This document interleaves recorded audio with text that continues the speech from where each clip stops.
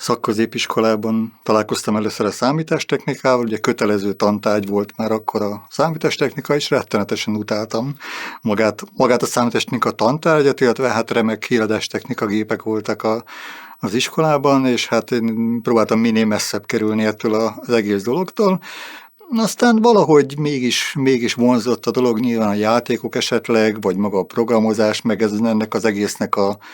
milliója. Előbb egy kölcsön, az EX81 volt a birtokomban, vagy hát ezt használtam, és utána a Commodore vonalat erősítve egy C16-os, fölbővített C16-os használtam elég sokáig. Igazából nem jártam semmilyen se klubba, se bármilyen csoportba, hanem magamnak vásárolgattam szoftvereket hozzá, könyveket, és ebből próbáltam tanulni és használni a gépet, és játszani természetesen, mint ahogy mindenki erre használta. Én a saját gépemet, illetve a kiegészítőket, először csak Magnum volt hozzá, utána pedig floppy egység is lett hozzá, ezeket mind itthon sikerült vásárolni. Programokat is, ugye akkor a Novotrade volt, illetve Apis, amit kiadott eredeti gyári játékokat, ezekből állt az a program kínálat, amit használtam, vagy amit nézegettem, illetve a szakkönyvek és újságok tanulmányozása az már akkor is számottevő volt, illetve gyűjtöttem mindenféle ilyen fajta irodalmat. Ami ebben változást hozott, az maga a csokonai jelenléte volt. Nem tudom már milyen úton, módon hallottam, hogy létezik ez a klub, és hogy ott esetleg lehet programokat is beszerezni, meg találkozni hasonló érdeklődésű emberkékkel. Ugye volt pénteki és szombati csokonai, először nyilván én csak a szombatikra jártam, hiszen a pénteki az átkörű volt, tehát az tagsághoz volt kötve. Az abszolút mezei user kategóriába estem ezeken a szombati találkozón, programokért mentem le, én is nézegettem, hogy ki mit másolgat, ki mit nézelődik. Általában még csak az emberek háta mögül, mert semmilyen ismerettségem nem volt. Igazából ez a C16-os korszaknak a végéig így is maradt gyakorlatilag, mert volt egy-két ismerettség, de semmi olyan mélyen szántó dolog nem volt. Nyilván sikerült beszerezni, amit éppen sikerült beszerezni, volt egy kis cserebere, de nem folytam bele nagyon ebbe az egész történetben. A változás mindenképpen az Amiga megjelenése volt. 88-ban Nyugat-Németországból, Nyugat-Berlinből hoztam a gépemet,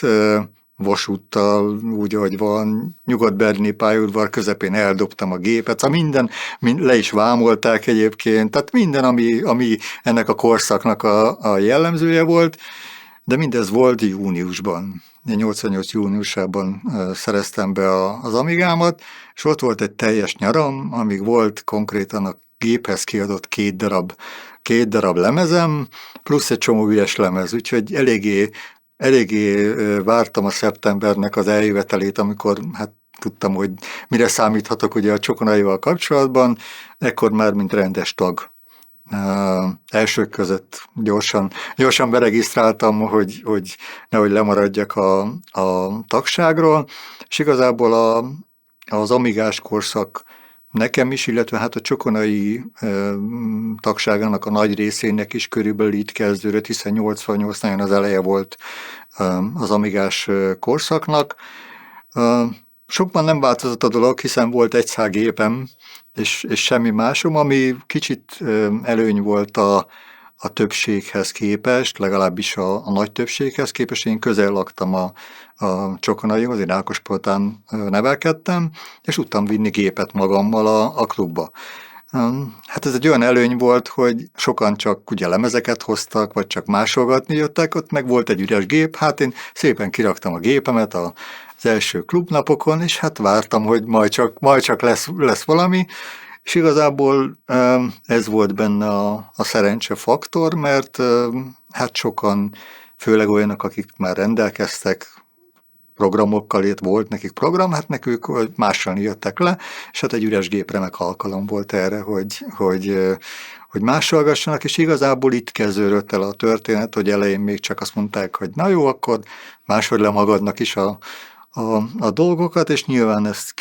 később fejlődött, mert hogyha az ember járt le folyamatosan a klubba, úgy ismerte meg az embereket, és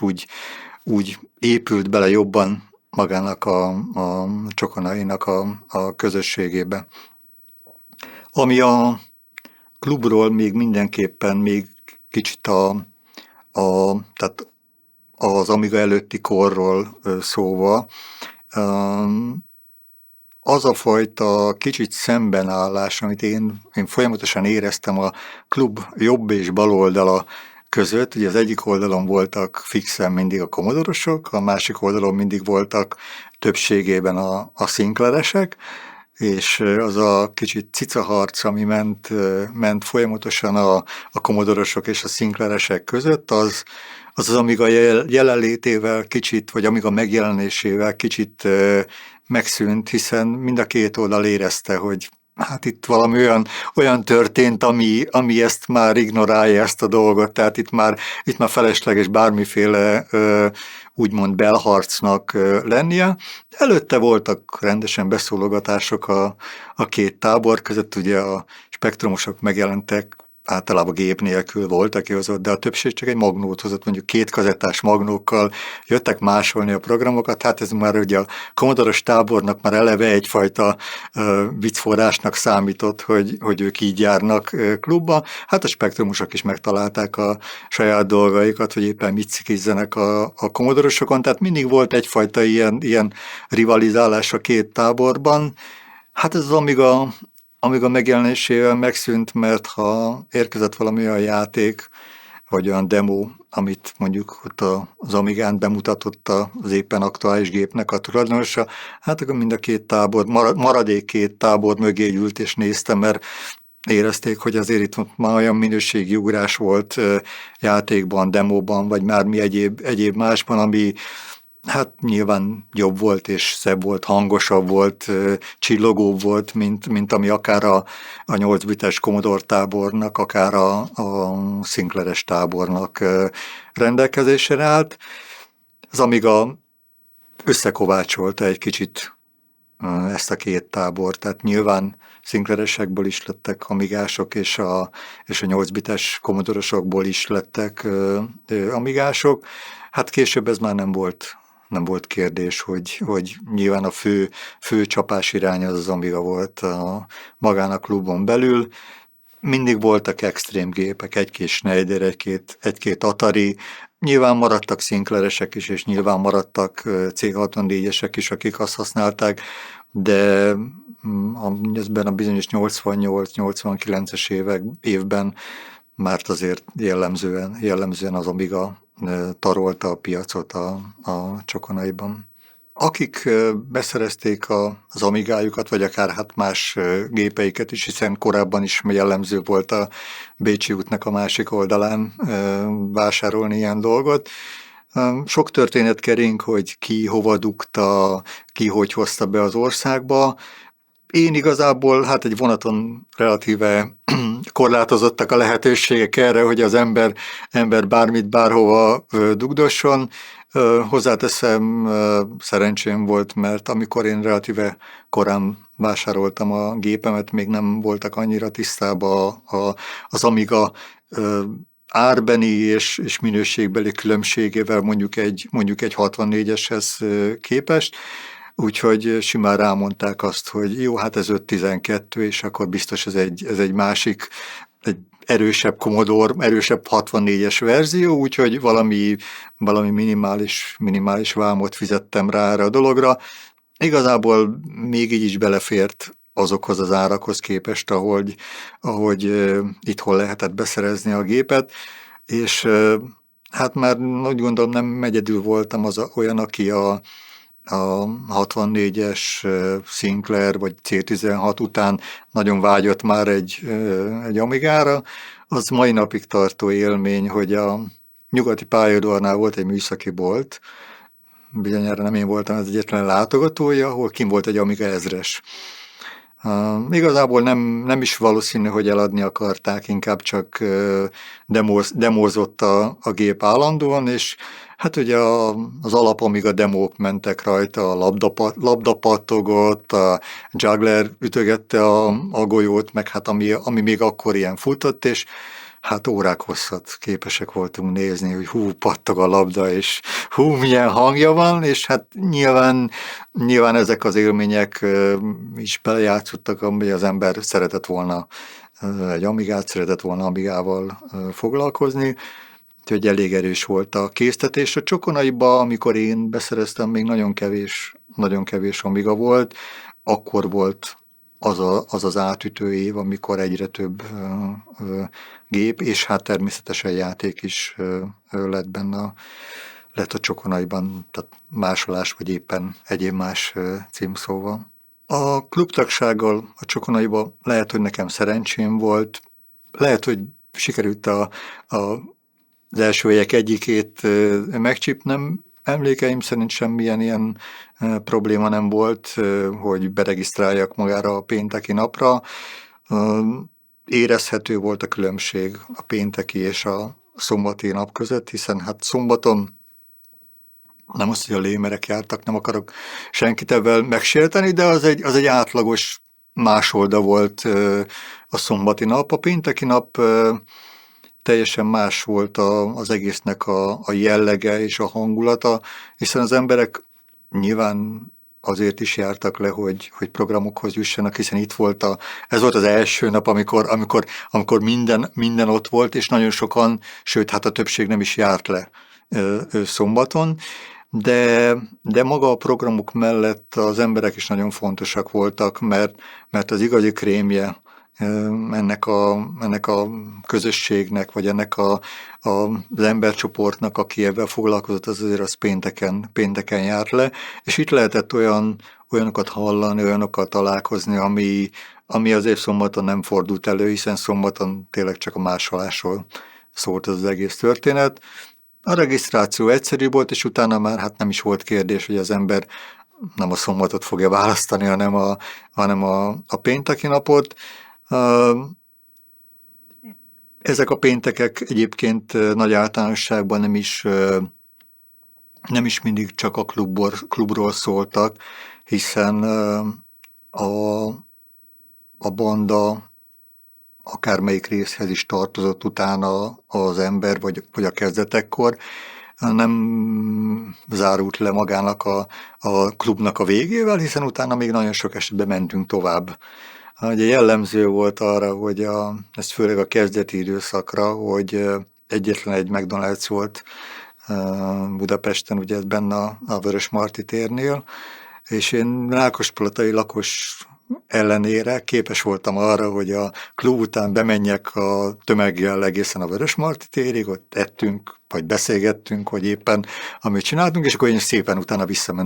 visszamentem Rákospalotára. Hát nagyon sokat számított az, hogy magával a csapattal menjen az ember. Igazából így lehetett ismertté válni, vagy hát akkor még nem is nem voltam annyira ismert, hanem inkább az, hogy én szerezzek olyan ismerősöket, akik később ugye a programokhoz való hozzájutás, vagy egyéb más, akár csak barátság szempontjából is nagyon fontosak voltak ez, hogy ne érjen véget ott a történet, hogy ahol a klub véget ér. Voltak egyébként tehát később volt más klubpróbálkozások is voltak, hát ezek messze nem voltak jellemben és erősségében a Csokonaihoz méltóak, tehát a Csokonai vitte a primet teljes mértékben. A Csokonai igazából szerintem nem gondolnám, hogy máshol rosszabb vagy kevesebb ember lett volna. Hagyománya volt nagyon erősen a Csokonainak.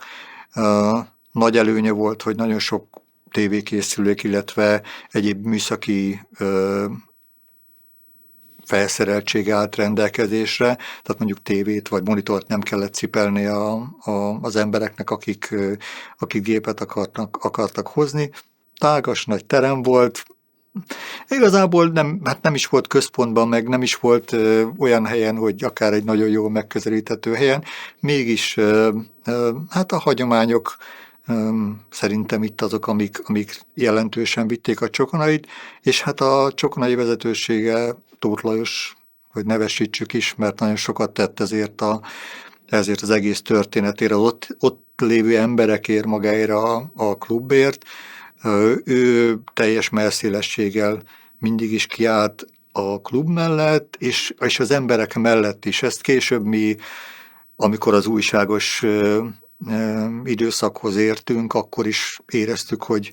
teljes mellszélességgel mellettünk át bármiben, illetve hát ott voltak olyan kiegészítő rendezvények, találkozók is, amit a Csokonai Művelődési Ház rendezett, ugye a komputer karácsonyok például, amik szintén úgy gondolom, hogy erősítették magát a csokis vonalat, tehát ez egy fogalom volt, hogy a csokiba járni, meg a csoki mikroklub, tehát nem is volt más nagyon alternatíva, ami szóba jöhetett volna, hogy hova menjen az ember egy péntek délután, ha nátalántán mikroszámítógépekkel szeretne foglalkozni. Egy pénteki Csokonai nap nyilván tág körben érkeztek meg az emberek, mindenki a saját elfoglaltsága után, hiszen hát munkanap azért elég jelentősen befolyásolta ezt a dolgot. Aki gépet hozott, lepakolta, beüzemelte, hát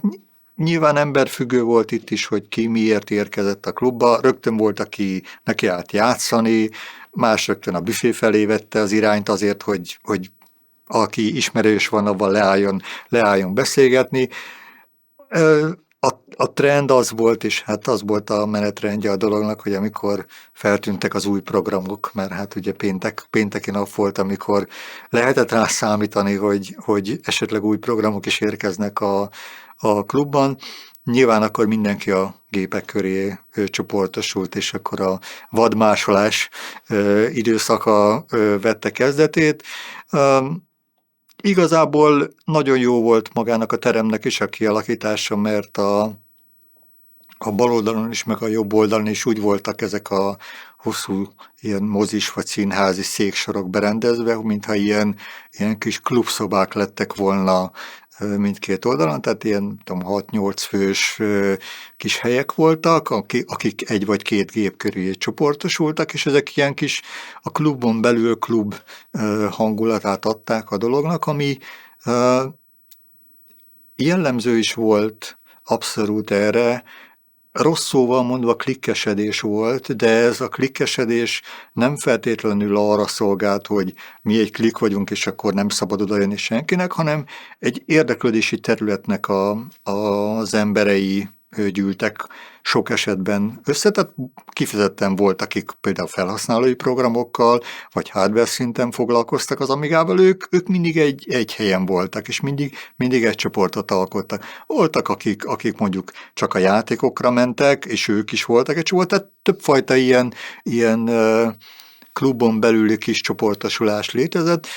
Ezek nyilván befolyásolták, hogy kikivel barátkozott, és kikinek volt az ismerőse is. Volt itt átjáratóság, tehát nem arról volt szó, hogy mereven csak odaültek le az emberek, és akkor ott töltötték az egész délutánt, de azért ez nagyon, nagyon jellemző volt a klubra, hogy ezek a kis csoportosulások, ismeretségi körök meghatározták. Aztán volt középen egy nagy asztalsor, ahova hát azok jöttek, akik éppen mondjuk beestek egy-két géppel, vagy nem tartoztak, vagy egyik csoporthoz se, vagy nem fértek el bárhova is. Hát ez mindig ilyen önszerveződő volt maga a felépítése a dolognak. Amikor érkeztek esetleg új programok, már pedig hát az Amigára mindig voltak új programok, akkor azért összegyűltek az emberek egy-egy gép mögött,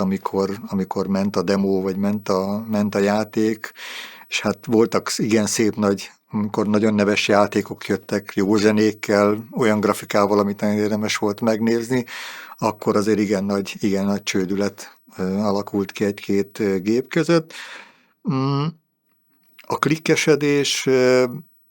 abból a szempontból is jellemző volt kicsit a Csokonaira, hogy akiknek volt programjuk, azok azért bizonyos esetekben betartották ezeket a játékokat. Tehát volt egy szűk kör, aki másolgatta egymás között, és elég adtak belőle másoknak játékot, de azért jellemző volt, hogy volt egy hierarchia a klubon belül, és ez a hierarchia hát mi másra, mint az érkező programokra épült, tehát aki először hozzájutott ezekhez a játékokhoz, vagy bármilyen egyéb máshoz, nyilván ők képviselték a hierarchiának a csúcsát, hát a mezei user, aki lejött pár lemezzel, hogy hát ha sikerül valamit másolni, ők meg a legalját, és innentől fogva a teljes skálán mozogtak az emberek. Hozzáteszem, azért demokratikus volt a Csokonai, tehát előbb-utóbb mindenki hozzájutott ahhoz a programhoz, vagy ahhoz a bármi egyéb máshoz, amit szeretett volna. Időkérdése volt, hogy mikor és hogyan. Tehát nagyon sokan voltak azért olyanok, akik segítettek a fiataloknak is, vagy hát a kezdőknek is, akik beléptek a klubba, vagy akkor jöttek le, mert hát nem mindenkinek volt meg a lehetősége arra, hogy hozzájusson ezekhez a dolgokhoz. Életkorban is eléggé szórt magának a Csokonainak a látogató közönséget, voltak a egész fiataloktól egészen tényleg idős emberekig is. Itt nem volt ilyen jellegű megkülönböztetés, tehát mindenki szerette amit csinál, és egy demokratikus közösség volt mindenképpen. A klubba leérkező programok, ugye elsősorban volt pár csoport, aki jobban hozzájutott, jobb forrásai voltak ezekhez a programokhoz. Általában egyébként jellemző volt,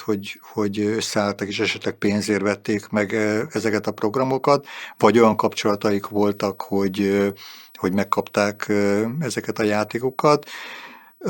Ők szerették egy kicsit betartani ezeket a játékokat, nyilván kielvezni a pillanatnak az édes örömét, hogy nekik megvan az a játék, berakni egy-két gépbe, bevillantani, hogy nekem ilyenem van, előfordult, hogy játék, tehát úgy vették ki, hogy az ember lássa, hogy miük van, de másolni még nem engedték, hogy lemásolódjon az a bizonyos játék. De volt, amikor viszont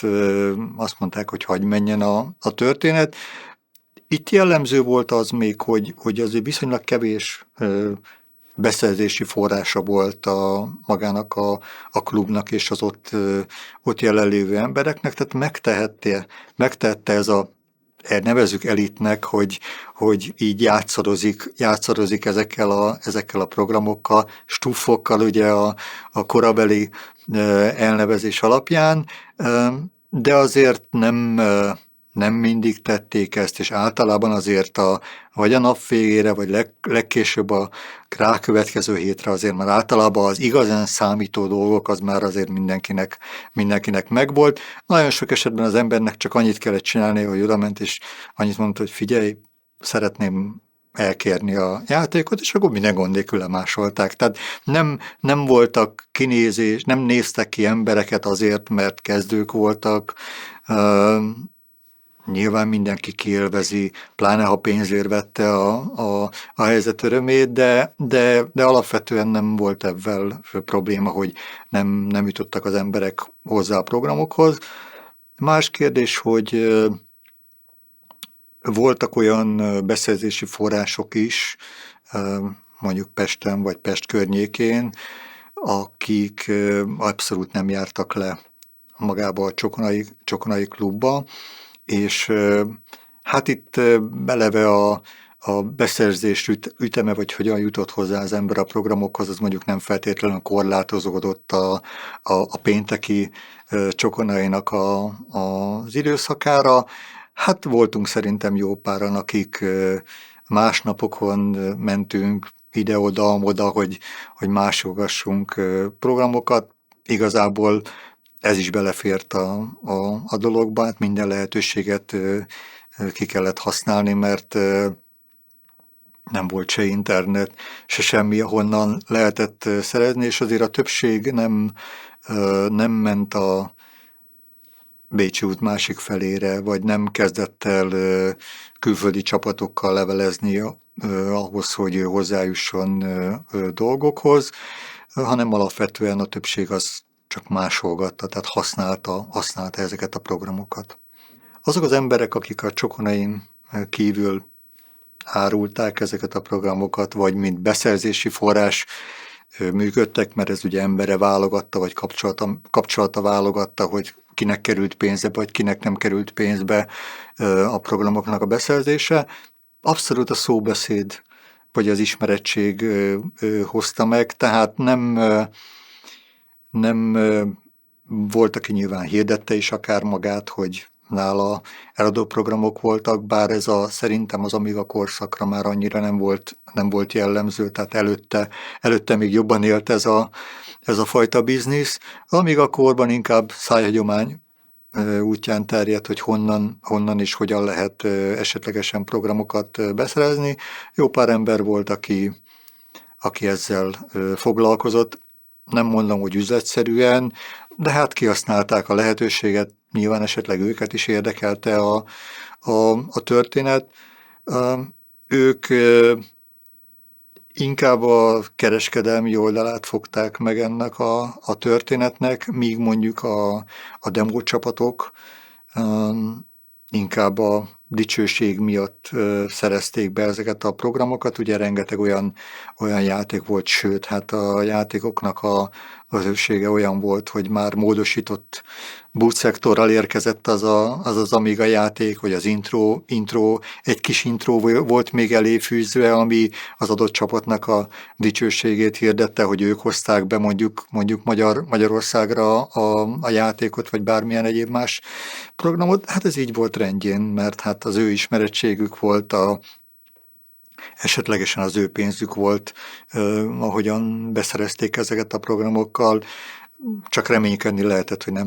nem teszik tönkre az adott játékot avval, hogy belenyúlnak. Volt rá azért precedens, hogy egy mondjuk komolyabb védelemmel ellátott játék azért nem működött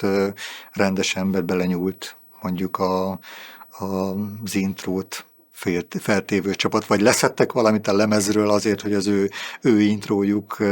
ráférjen, de azért nagy jellemző módon azért nem voltak ebben problémák.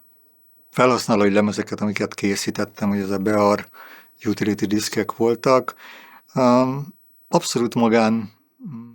felhasználásra készültek az első példányok, hogy az 1.0-as, az 1.1-es, 1.2-es verzió, akkor még ilyen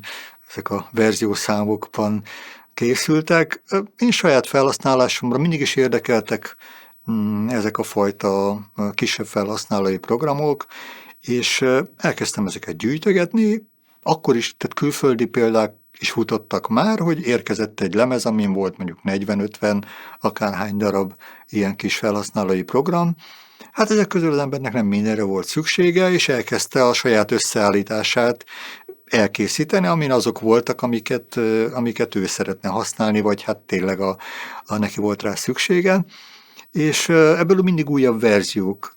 jöttek, mindig bővült a kör, és egyszer csak azt vettem észre, hát nem tudom hányadik lemez környékén volt, mondjuk 10. vagy akárhányadik lemez környékén, hogy ugye az emberek elkezdték másolgatni ezeket a lemezeket, és így belekerült a véráramba,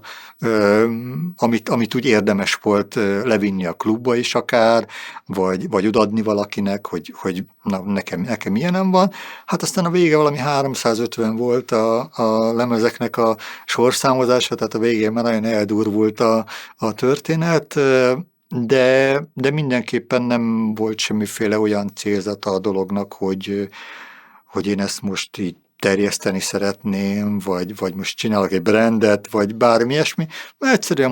magamnak csináltam, aztán utána már úgy kérték az emberek, hogy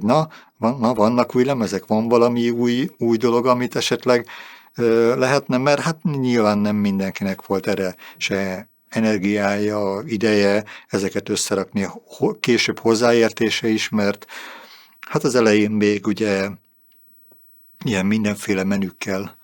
jelentek meg ezek a lemezek, aztán ahogy komolyodott a történet, úgy már programozói ismerettséggel saját menük meg készültek, amikkel lehetett indítani a lemezeknek a tartalmát. Hát innentől fogva muszáj volt ezeket készíteni, mert elvárta a közösség. Részemről nyilván ez a későbbieket megalapozta egyébként maguk furcsán hangzik, de az egész újságos múltnak az alapja valahol ezekben a lemezekben keresendő, és ebben a kicsit gyűjtő szenvedélyben, hiszen ha nagyon lecsupaszítjuk, a Bear lemezek kicsit hasonlítottak a lemezgurura, abból a szempontból, hogy azt is egy gyűjtő munka és egy rendszerező munkának a gyümölcse volt egy lemezgurunak a kiadása. Hát ez egy jó tanulóidőszak volt magának a felhasználói lemezeknek a készítése. Illetve ezeknek a lemezeknek a készítése abból a szempontból is jó volt, hogy hát ismerettséget hozott mindenképpen, akár az egyik táborban, akár a másik táborban, hiszen a játékosoknak is szükségük volt másoló programokra, egyéb felhasználói programokra, tehát ők is elkezdték ezeket a lemezeket gyűjteni, hát akik felhasználói programokkal foglalkoztak, ott meg egyértelmű volt az érdeklődési kör. Én szerényen mondva így szereztem a klubban nevet magamnak. Gyakorlatilag a barátságoknak és ismerettségeknek egy nagyon nagy része ezen keresztül. Ez alapozta meg az ismerettséget. Maguk a lemezeknek az összeállítása, vagy hát a forrása kezdetben ugyanaz a forrás volt, mint mindenki másnak, tehát érkeztek külföldi ilyen-olyan összeállítás lemezek, és én ezekről válogattam azokat, ami engem érdekel. Nyilván, ahogy haladt elő a sorozat, a rendező az lett, hogy vagy mondjuk a programnak érkezett egy újabb verziója, amit érdemes volt felrakni egy újabb lemezre. Hát a régit általában azért megtartotta az ember, tehát nem az volt, hogy kidobta a régit, az rajta volt egy korábbi lemezen, tehát az újabb verziók, illetve hát új programok érkeztek, amik új dolgokat tudtak, vagy érdemes volt feltenni ezekre a lemezekre, akkor készült egy újabb Bear lemez, amin az újabb válogatások voltak. Nagyon sok ilyen kis utility lemez forgott közkézen annak idején. Igazából szerintem más is csinált ilyen lemezeket, tehát voltak saját összeállítások, voltak több fajták is, amit csináltak emberek, de valahogy senki nem foglalkozott ebben ilyen hosszú távúan, tehát hogy sokat csináljon, vagy érdemben foglalkozzon ebben. Én szerettem ezt gyűjtögetni, szerettem használni, aztán lehet, hogy mások, akik foglalkozni akartak ebben, utána azt már legyintettek, hogy már úgyse akarnak vele foglalkozni,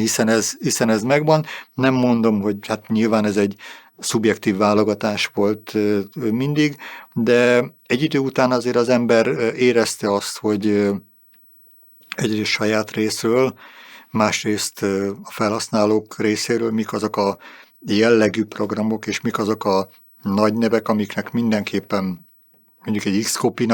Xcopy-nak az új verziója egyértelműen szerepelnie kellett egy ilyen lemezen, mert elvárták az emberek, tehát átlépett a saját felhasználásból afelé, hogy kiszolgálja az igényeket, amit mások támasztottak, de ettől függetlenül én mindig is sajátomnak éreztem ezeket a lemezeket, tehát nem volt soha az, hogy most kényszerűség lett volna csinálni. Hát mondjuk a vége felé már nyilván az embernek se ideje, se kedve nem volt, ahogy beléptünk az újságos időszakba ezeket csinálni, tehát azért is kopott el ez a fajta tevékenység, illetve hát már nem is voltak olyan pici programok. Az elején jellemző volt, hogy ilyen kis apró utilitik voltak, amivel rengeteget rá lehetett rakni egy lemezre, mondjuk 40-50 darabot, és ez úgy tök jó válogatás volt, hogy mindent meg lehetett találni egy lemezen. Aztán vége felé már jöttek ilyen nagy darab, hogy ugye idézőben fejlesztették a programokat, egyre több funkciót beleraktak, egyre nagyobbak lettek ezek a kis felhasználói programok, és néha már csak 3-4-5 darab fért rá egy lemezre, és már kezdte úgy értelmét veszteni maga a gyűjtegetés, mert már most 3-4 programért nem annyira éri meg egy lemez csinálni, meg hát elfogyott az idő, mert az újságos vonal azért elég jelentős időt felemésztett, tehát már idő sem volt ezeket annyira elkészíteni. Igazából a gurunak a szülőhazája abszolút a Csokonai volt, tehát mindenki, aki az elején számított valamennyire is a gurunak a történetében, az valamilyen szállal kapcsolódott a Csokonaihoz, jellemzően a pénteki klubnapokra. Az alapító tagok, ugye lemezújság volt először, az alapító tagok mindegyike természetesen tag volt a szombat vagy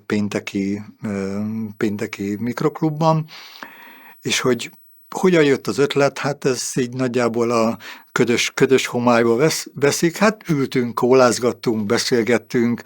nézegettük dolgokat, hogy mik vannak, akkor már voltak magyar kezdeményezések ilyen téren, de mi valahogy, tehát a csapatban, akik később összeálltak, az volt a jó, hogy többfajta érdeklődési terület volt. Tehát voltak addig is lemezújságok, de vagy csak játékkal foglalkoztak, vagy nagyon ilyen alternatív irányba mozdultak el, vagy nagyon a demo és magának ennek a résznek a taglalásában merült ki a tevékenységük. A mi ötletünk az volt, és igazából ez volt a gurunak, a lemezgurunak a motorja annak idején, hogy sokszínűvé tegyük, tehát nem véletlenül Guru magazin volt már akkor is a hivatalos hosszú elnevezés, ahogy mondják. Mi elképzeltük, hogy vannak benne játékok, vannak benne felhasználói rész, vannak benne programozásról szóló fejezetek, van külvilágnak hívtuk mindig, tehát ahol film, zene, könyvek lehetnek benne, humor, vagy bármi egyéb más, ami belefért ebbe, és az volt a szerencsés magában az alapító csapatban, hogyha így megnézem utólag visszagondolva az embereket, akkor mindenkinek kicsit más volt az irányvonal, más volt az érdeklődési terület, és ez lett így összegyúrva, és ez lett maga a guru, és valahogy a Sobáth Borsát ez adta meg az újságnak, hogy mi nem játéklap voltunk, még a lemez időszakban sem, később meg aztán végképp nem, hanem igyekeztünk tényleg mindenféle témával foglalkozni, és úgy gondolom, hogy a gurút ezt különböztette meg az akkor piacon lévő lapok többségétől, hogy ez a magazin jelleg lehet, hogy tudatlanul csináltuk, vagy nem tudatosan, helyesebben csináltuk ezt az egész történetet, de jól sült el határozottan. Maga a lemezguru az, hát a név ugye, ott kezdődik, hogy guru, őszintén szólva fogalmam sincs, hogy kinek a fejéből pattant ki, ültük körbe az asztalt, ugye akkor már amigázott mindenki elég rendesen, és hát elég sokszor bámultuk a villogó vörös feliratot a keretben, hogy éppen guru itt és itt meditál, hogy kinek a fejéből pattant ki, azt megmondom őszintén nem tudom, nem is akarnám az érdemeket bárkinek a nyakába varni. Innentől fogva a guru legyen veletek jelmondat is, ez már csak egy továbbfűzése volt a történet volt, megálltunk a guru szónál, ami mai szemmel nézve egyébként nyilván egy jó választás volt, mert abszolút kötődött az Amigához, és az Amiga, bárki az, aki az Amigát használta, vagy közelébe került, azt tudta, hogy miről van szó, ha azt mondjuk, hogy guru. Marketinges szempontból viszont egy csőd volt, mert hát később, amikor ugye újságot csináltunk, tehát papírújságot, akkor mindenki nézett csak, hogy guru, hát most mit akartok itt meditálni, vagy milyen indiai beütésű újságról van szó, tehát ez jó sztori volt, hogy kérdezgettük annak idén utána, mert ez jóval arrébb volt természetesen az újságokat, hogy újságárusokat, hogy guru, és hát így berakták legalsó polcra, hogy nekik ilyen szektáslap nem kell, mert ilyennel ők nem foglalkoznak, tehát nem esett le abszolút nekik, hogy ez számítástechnikával foglalkozik, hiába volt kiírva magára a papírújságra. A lemezguru igazából egy gyűjtögető munka volt, a kemény mag az abszolút akik foglalkoztak vele, most az alapító tagokon kívül, a kezdetben igen nagy részük a Csokonaiból került ki, de azért volt egy nagy előnyünk, hogy mi rendszeresen jártunk partikra, amik, hát én kiemelni inkább csak Kecskemétet szeretném. Kecskemét volt a epicentruma akkor így a partiknak, mert a Csokonai jó volt abból a szempontból, hogy oda járt egy felhasználói közösség, de a demócsapatok, és akik úgy igazán számítottak, igazán nagy nevek voltak, hát bevillantak néha a Csokonaiba, de jellemzően nem voltak jelen ebben a klubéletben, viszont a partikon meg egyértelműen akkor már létező csapatoknak a tagjai alkották a nézőközönséget, vagy jelenlévőket, és hát ott kisebb jelentőségű volt a másolás, vagy az, hogy most mi egy programért menjünk le, és ez nagyon számított a későbbiekben magának a gurunak az életében, hiszen nagyon sok olyan ismerettséget alapoztunk meg ezeken a partikon, akik akár mint írók részt vettek a későbbiekben az lemezújság életében. Hát nagyon egyszerű posta, megírták a szöveget, lemezre megírták a szöveget, jobb esetben, postán elküldték a lemezt, és már is ment be a lemezguruba, bár volt, aki papíron küldte, és akkor be kellett pötyögni az egész cikket, de ezek a partikon ugye az ország sok részéről érkeztek emberek, míg a Csokonaiban nagyon ritka volt az, hogy valaki mondjuk vidékről följöjjön a csoki kedvéért.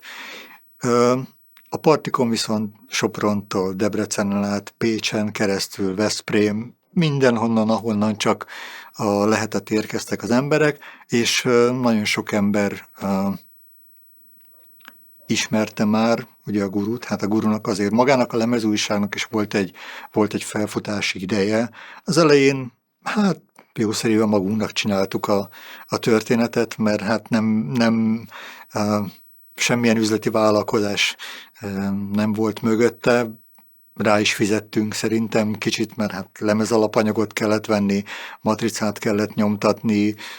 azt az etikettet meg kellett venni, foglalkozni kellett vele, tehát időt és pénzt vitt el, de jó eső érzés volt, hogy tudtunk egy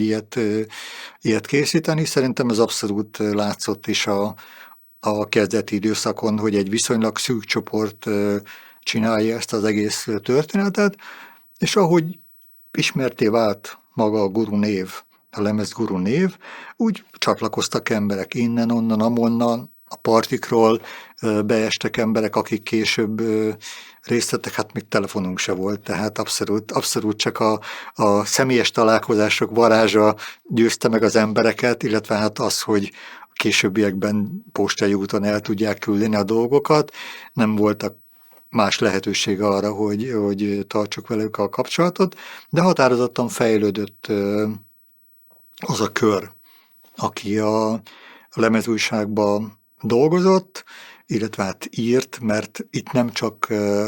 a cikkekről van szó, mert kellett, aki programozással foglalkozik, kellett, aki mondjuk könyvkritikákat ír, aki a humorrovatot írja, bármi egyéb mást, hát mi nyitottak voltunk mindenre, tehát a lemez 880K-ja az elég sok mindent elviselt, bár hozzáteszem azért a vége felé már voltak problémák a lemez méretével, de alapvetően textformátumban nagyon rettenetesen sok mindent rá lehetett rakni erre a lemezre. A lemezgurukat mindig is az én reszortom volt, hogy összerakjam, tehát mindig is a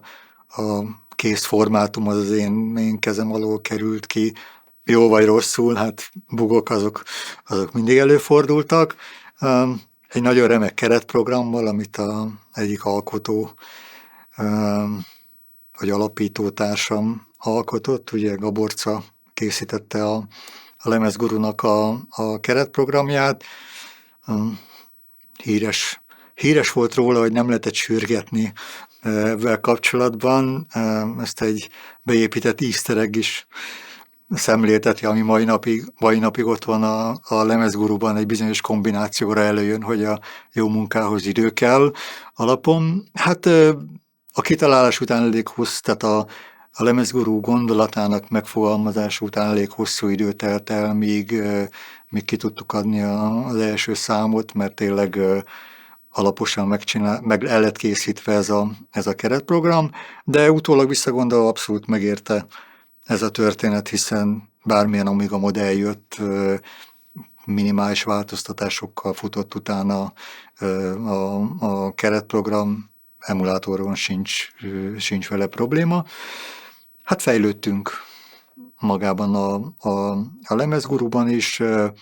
Végül is így visszagondolva mindig esemény volt, amikor már ismert volt maga a lemezguru, és megérkezett a Csokonaiba, hogy ez volt az első hely mindig, ahova levittük magát a lemezgurunak az első számát. Hát lehetett önköltségi áron vásárolni, hogyha valaki szeretett volna egy márkás lemezen, nyomtatott etikettel, sorszámozva természetesen egy példányt magának, de mindig is lehetett másolni is, tehát nem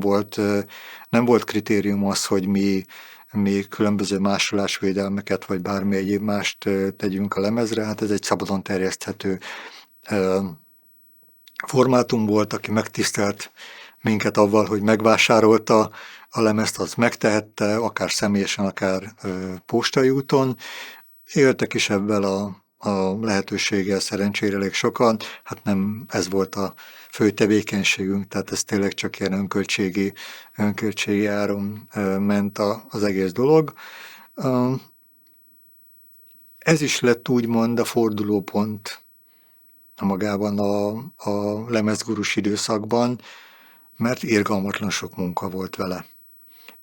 Az én részemről az összerakás is sem volt kevés, mert hát egyre több cikk jött, és egyre több féle dolog került föl magára a lemezre, de hát bizony komoly írások is voltak rajta, és komolyan is kellett ebben foglalkozni, és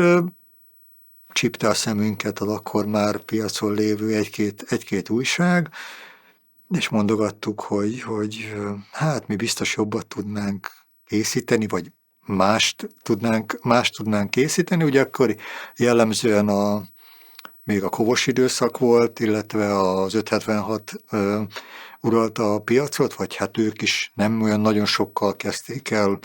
ezelőtt a dolgot, és elkezdtünk ezügyben futni köröket, hogy hogyan is tudnánk esetlegesen átlépni papírformátumba. Nem volt egyszerű a történet, tehát úgy gondolom, hogy ki kellett fornia magának a technikai paramétereknek is, hogy ezt meg tudjuk megvalósítani egyáltalán fizikailag, illetve hát nyilván egy anyagi hátterét is valahonnan prezentálni kellett a történetnek. Ebből nem is tudom így visszamenőleg melyik volt a nehezebb, mert a technikai részével is nagyon, nagyon sok nehézség adódott. Hát mi voltunk azok, hogy ez híres volt róla a guru, és hát ugyan senkinek semmit nem számított, de nekünk nagyon sokat, hogy Amigával készült az újság teljes mértékben, ugye Paystream kiadványszerkesztő programmal. Nagyon sok probléma volt vele, tehát gyerekcipőben járt ez az egész történet. Ráadásul mi hardverileg sem voltunk úgy elresztve, hogy így pikpak kivitelezni tudjunk egy papírújságot. Hát a kézzel átírt PostScript driverektől elkezdve minden, ami csak létezik,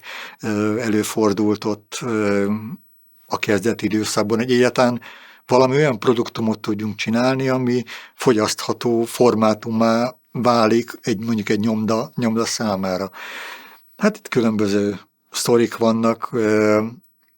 a gépparttól elkezdve attól, hogy kezdetben,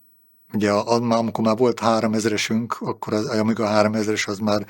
nagyon jónak számít, de hát kezdetben 500-as, Amiga 500-as volt az egyetlen elérhető dolog, és ilyen kölcsöngépeken próbálkoztunk magával, hogy mit lehetne egyáltalán készíteni. Ennek egy nagyon jó táptalaja volt egyébként, ez még a lemezgurus időszaknak a legvégéhez köthető, hogy az alapító tagok nagy része, mi éjjeli őrök voltunk egy számítástechnikai boltban, itt az Ősvezértér környékén volt egy számítástechnikai bolt, ahol voltak amigák természetesen, mert hát más minket annyira nem érdekelt, és hát mindenki munka, tanulás, egyebek után, hát az éjszakáinkat ott töltöttük ebben a számítástechnikai boltnak, aminek az volt a poénja, hogy ez egy üvegfalú nagy épület volt, és ott állandóan ment a bandázás egész éjszaka. Hát néha már a rendőrök álltak be és nézelődtek, hogy akkor itt most rablás folyt, nem mondtuk, hogy minden rendben van, csak a rendes szokott tevékenységben mennek a dolgok. Ez egy táptalaja volt, ez a fajta közösség vagy együttlét is későbbiekben magának a papírújságnak. Itt nagyon sok olyan dolgot ki tudtunk próbálni, illetve nagyon sok olyan dolog készült, ami megalapozta magát a papírújságot, de hát így sem volt egyszerű, mert igazából egyikünk sem volt semmilyen képzettségnek a birtokosa, tehát a Gaborca, aki ugye a lemezgurunak is készítette a keretprogramját, ő állt legközelebb talán ehhez az egész történethez. A műszaki megvalósítás igazából főleg az ő kezében van, mi csak besegíteni tudtunk ebben az egész történetben, főleg a legelején. Szenvedett is vele rendesen, míg el tudtuk érni egyáltalán azt, hogy valami olyan produktumot tudjunk csinálni, ami ugye akkor még úgy készült és hát még nagyon sokáig utána is úgy készült egy papírújság, hogy nyomdai filmet kellett készíteni a PostScript file-ból, amit mondjuk az aktuális kiadványszerkesztő program generált, ez így jelen esetben a Paystream volt. Hát a Paystream nem arról volt híres, hogy ezt nagyon támogatta volna, sem az ékezetes megjelenítés, sem az, hogy normális PostScript formátumot tudjon kezelni. Ehhez még hozzájárult az, hogy akik filmkészítéssel, tehát nyomdai filmkészítéssel foglalkoztak annak idején, hát ők sem nagyon értettek ehhez az egész történethez. Mai napig előttem élő példa, hogy egy ilyen hosszú gépsorszerű szerkezet, ahol nyilván végigmegy a különböző fázisokon a film, egy fejkendős nénike ült itt a 14. kerületben,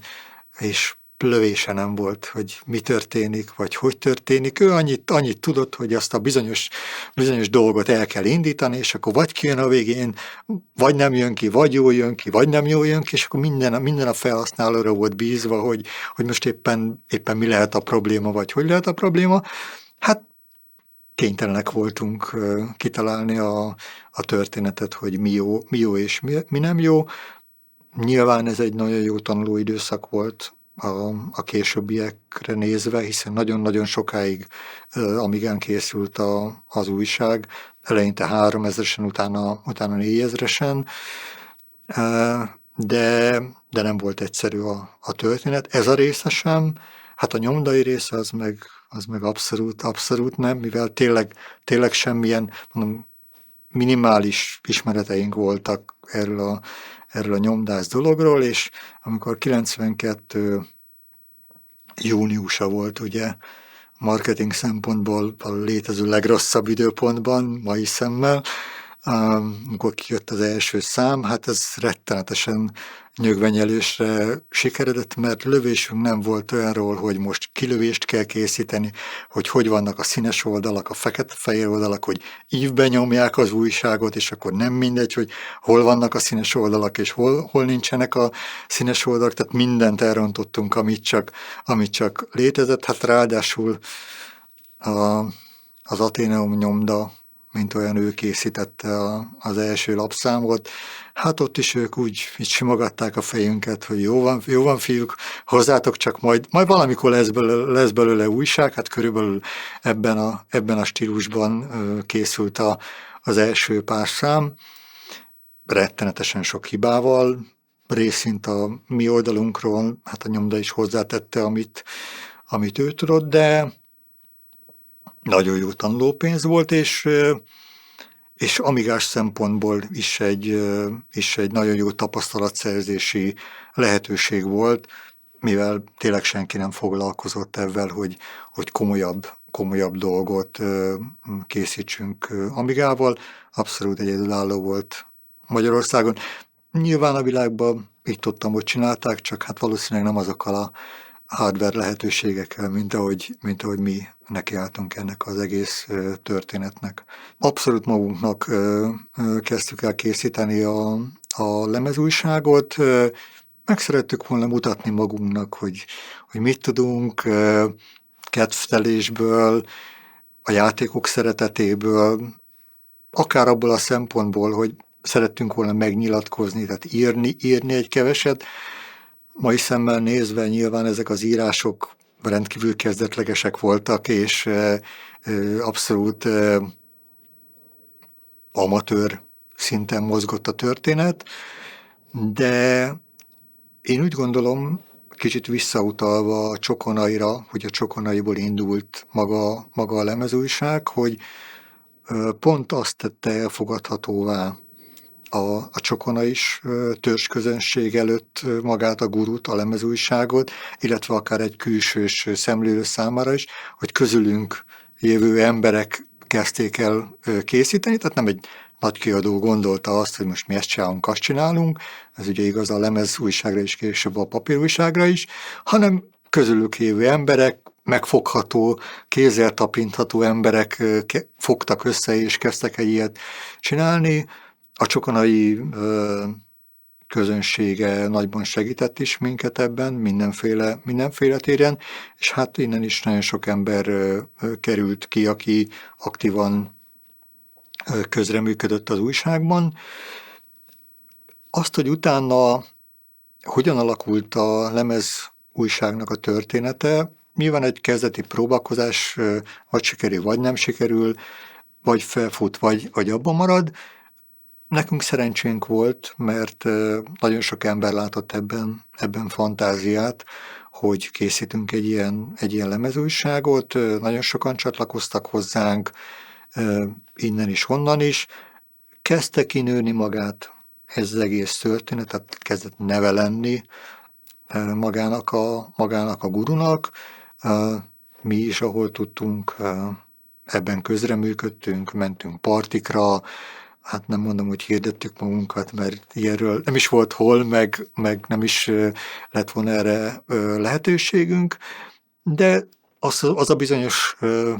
szájról szájra szóbeszéd, ami annak idején a legfőbb meghatározója volt ennek a mikroéletnek, mikroszámítógépes életnek, ez a lemezgurunál is jellemző volt, terjedt a híre magának az újságnak, és én úgy gondolom, hogy egyre színvonalasabbak is lettünk, tehát tanultunk saját hibáinkból, csatlakoztak hozzánk új emberek, változott egy kicsit a szerkesztőgárda is, tehát volt, aki az alapító tagok közül kikerült, volt, aki bekerült a főcsapatba, hát állandó elfoglaltságunk lett szinte magának a lemezgurunak az elkészítése. Emlékszem, egyszer kiszámoltam, hogy papíralapon mennyi lenne az egy normális karakterszámot számolva, hogy oldalanként, hogy hány oldal töltött volna meg maga egy lemezújság, és valami irgalmatlan szám jött ki, tehát ilyen 160 oldal, tehát valami nagyon komoly írott mennyiség volt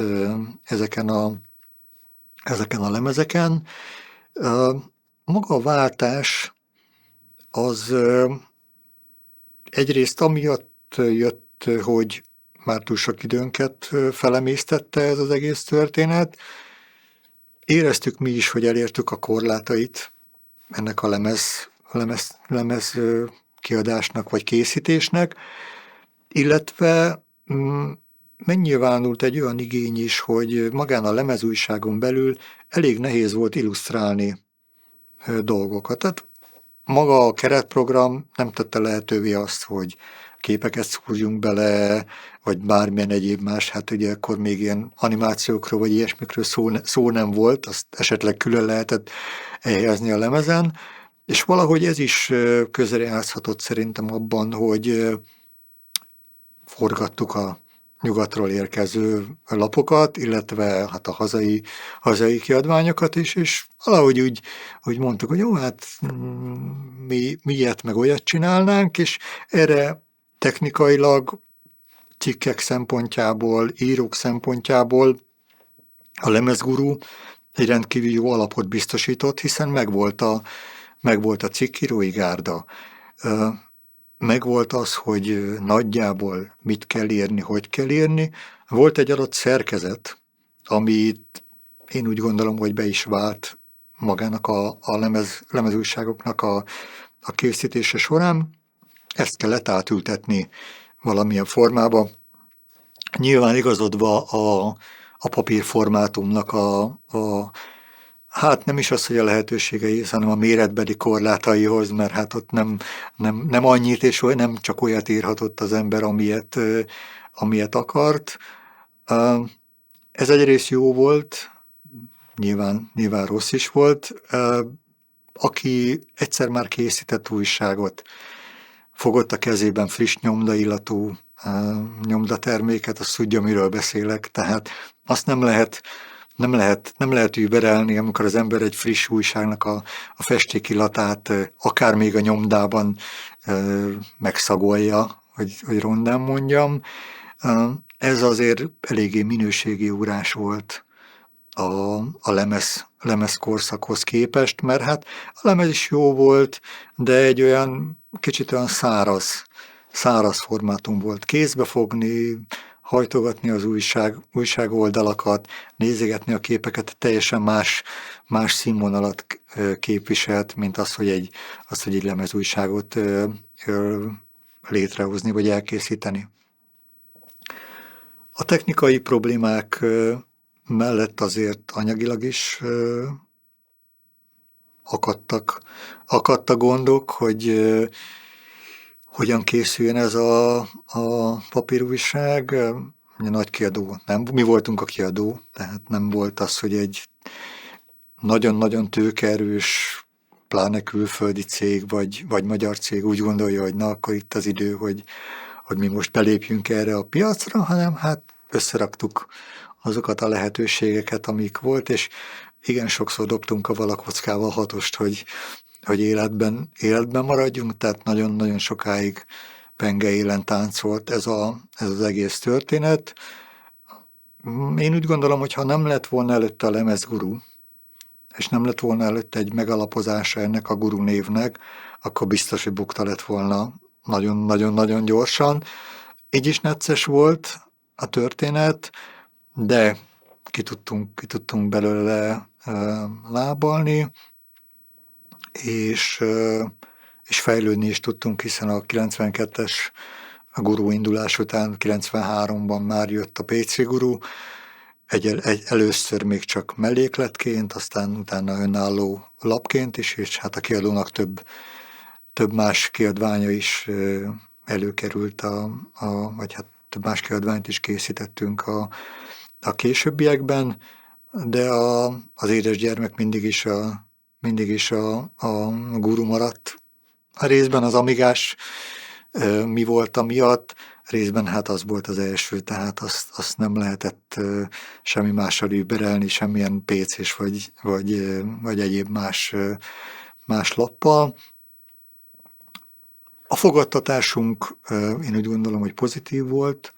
magának a papírlapnak, papírgurunak. Ekkor még a csokis időszak élt határozottan. Hát az Amigás már sajnos mi ugye elég későn léptünk bele ebbe az Amigás trendbe, hiszen 91-ben, 91-92-ben már hiába jelentek meg az új Amiga modellek, már azért érezhető volt, hogy nem minden úgy megy az Amigának a házatáján, illetve a Commodore-nak a házatáján, ahogy azt kellene. Hát ez később sajnos visszaütött ugye a gurunak az életében, mert 93-94 mondjuk a fénykora az újságnak, és 95-től már azért érezhető volt, hogy az Amigának megy lejjebb az ázsiója sajnos. Egyrészt hát a Commodore miatt értelemszerűen, másrészt a PC-nek a határozott megerősödése miatt. Hát ameddig lehetett a papírújság életben maradt, egyre kisebb lett, egyre feketébb lett, egyre kevesebb pénz volt rá, és egyre jobban veszteséges volt. A szívünk vitte tovább, de meg az íróközönség, mert nagyon sokan nem váltottak az íróink között PC-re, hanem csak eleve Amigával foglalkoztak továbbra is.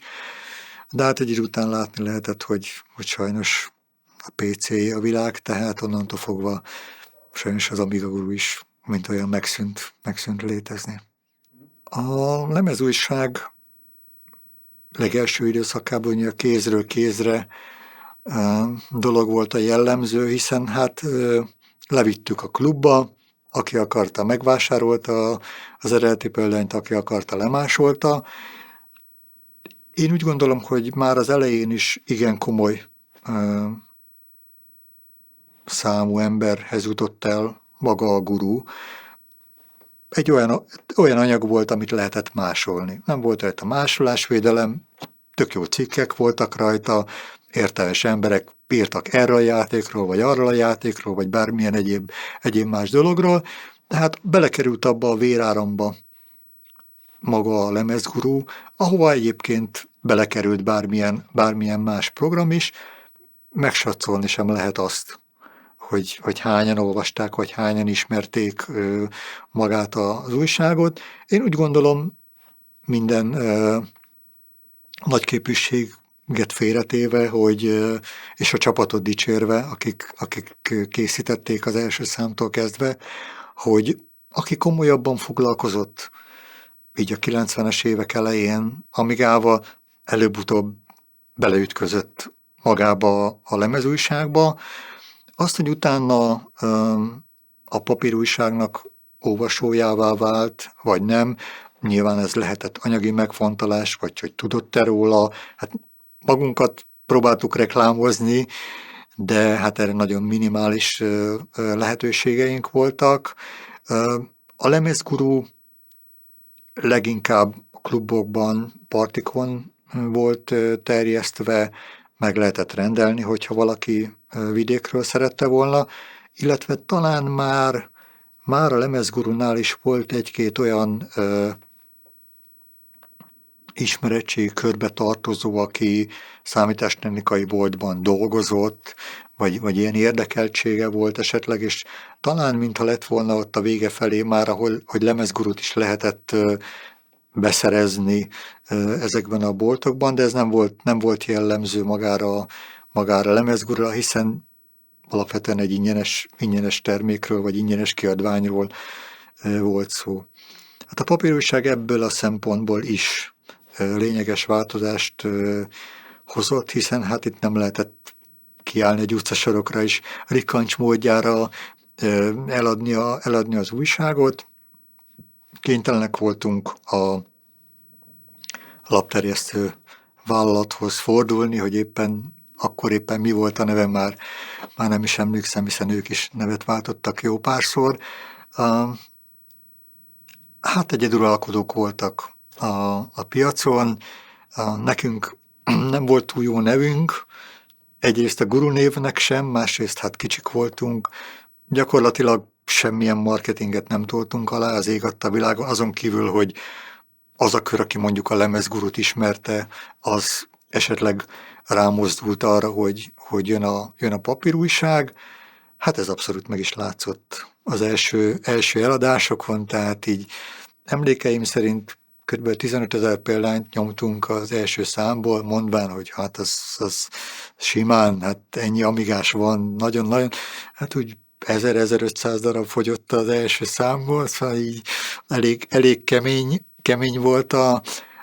remitenda, és nagyon veszteséges volt az újság. Nyilván visszavágtunk a nyomott példányszámból, és alternatív terjesztési forrásokat is megpróbáltunk igénybe venni. Ugye hát főleg itt számítástechnikai boltok vidéken, Pesten, nagyobb műszaki hálózatokkal is kapcsolatban voltunk, ahol sikerült bejuttatni az újságot, és ott is benne volt a kínálatban. Ez a Gurura is jellemző volt, de később természetesen a PC Gurura volt igazán jellemző. Tehát valahogy kilábaltunk ebből a kezdeti nehézségekből. Hozzáteszem, a varázsát nyilván ez is adta meg ennek az egész történetnek, hiszen akik minket ismertek, azok látták, hogy honnan jöttünk, hová tartunk, mit csinálunk és hogy csináljuk. Nagyon sok ember segített minket, tehát akik ott voltak az elején munkájukkal, pénzükkel, támogatásukkal, mind azon voltak, hogy a Guru megmaradjon és élni tudjon. Sikerült mindenféleképpen. Hát mindenki részéről, aki ebben részt vett, valamilyen szinten áldozatokat követelt ez az egész történet, de hát másképp nem is lehetett csinálni, tehát ezt csak ilyen önszerveződő és önfinanszírozó módon lehetett elindítani. Jó pár számnak el kellett telnie a papírújságnak, mire úgy rájöttünk a kezdeti csínyára, bínyára, hogy hogyan is kell akkor papírújságot készíteni. Én úgy gondolom, hogy ugye a 93-94-es számok már azért kezdték megközelíteni azt, hogy mit is gondoltunk mi igazából erről az egész történetről. Mindig sarkalatos pontja volt az amigás készítésnek az, hogy fizikailag mit lehet egyáltalán elkészíteni, hiszen amigán mi nem azt láttuk, ami ténylegesen papírra került, hanem ilyen lebutított, pixeles, fekete-fehér képek voltak benne, köze nem volt igazából a megjelenésnek ahhoz, ami később a papíron volt. Tehát néha így sac per kb. mentek a dolgok hasraütésszerűen. Legtöbbször ezt pótolta a lelkesedés és a rettenetesen sok idő, amit belefektettünk ebbe az egész dologba. Hát azért föl lehet fedezni a gurulapszámokban olyan elnyomott képeket, igen, olyan szövegeket, egyéb nyomdai hibákat, amik velejárója ennek a tanulási folyamatnak. Én gondolom, hogy egyre kevesebb lett egyébként, ahogy beletanultunk ebbe az egész történetbe. Az Amiga 4000-essel már egy kicsit jobb volt maga a töldelés szerkesztés, de hát egyre-utóbb kénytelenek voltunk mi is PC-re átállni magában a töldelésben. A Guru a megszűnéséig Amigán készült, tehát ott szó nem lehetett róla, hogy PC-nek akár a közelébe se kerüljön az újság, de hát a PC Guru, tehát ott paralel ment a szerkesztés, tehát más gépen ment a PC Guru, illetve egyéb kiadványoknak a szerkesztése, és más gépen ment a Gurunak a szerkesztése. Az Amigán voltunk profik igazából az elején. Nagyon-nagyon kézi munka és szó szerint kézműves munka volt magának a lapnak az elkészítése, tehát ugye ma természetesnek vesszük, hogyha mondjuk egy Word dokumentumba be akarunk illeszteni egy képet, akkor fogunk egy JPEG fájlt, berakjuk a Word dokumentumba, ott megjelenik, és akkor az úgy méretezzük meg minden. Hát itt ugye eleve úgy ott kezdődik a probléma, hogy mondjuk írunk egy játékcikket, egy játékról, akkor hogyan szerzünk képet hozzá. Tehát ilyen triviális problémák, hogy lehet fényképezgetni mondjuk a monitor, de hát ugye hajlított monitor, csillan, mit tudom én, vacakul néz ki, nem akkor fényképezi az ember, amikor akarja, tehát rengeteg probléma van. Volt erre is precedens már amikor tényleg rá voltunk szorulva, de mi, ahol tehát minden esetben, amikor csak ez lehetséges volt, igyekeztünk digitális formában berakni magát a készülő képeket a labba. Ennek voltak olyan megnyilvánulásai, hogy mondjuk 500-ason fut a játék, bedugva szépen az oldalába egy Action Replay kártya Amigára, és hát bizony képet lopni a memóriából az adottan futó játékból ahhoz, hogy a cikk mondjuk elkészüljön. Hát rettenetesen sok, megszámolni sem tudom, hogy hány ilyen kép volt, amikor bogarászva így a bitpléneket egymáshoz illesztve készültek ezek a képek, hogy egyáltalán legyen valami az adott cikkhez. Valahogy ez tök jó volt. Tehát éreztük, hogy egyrészt jobb minőséget is tudtunk produkálni képek szempontjából, hiszen egy digitális mindig jobb minőség volt, mint mondjuk egy lefényképezett játékkép. Másrészt